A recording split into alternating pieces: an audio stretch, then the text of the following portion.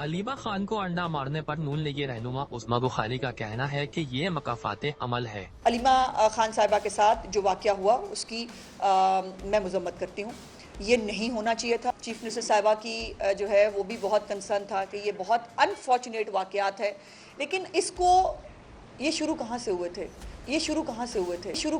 थे कि हम ये समझते हैं कि ये नहीं होना चाहिए था।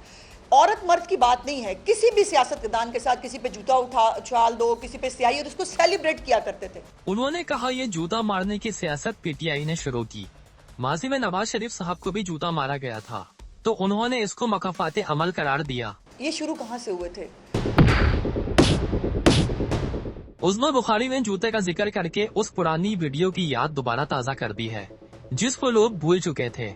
उस्मा बुखारी ने यहाँ अंडे और जूते को मिक्स कर दिया। अलीमा खान को अंडा रखते हुए वीडियो को देखा जाए तो उन्होंने बड़ा तहम्मुल का मुजाहरा किया,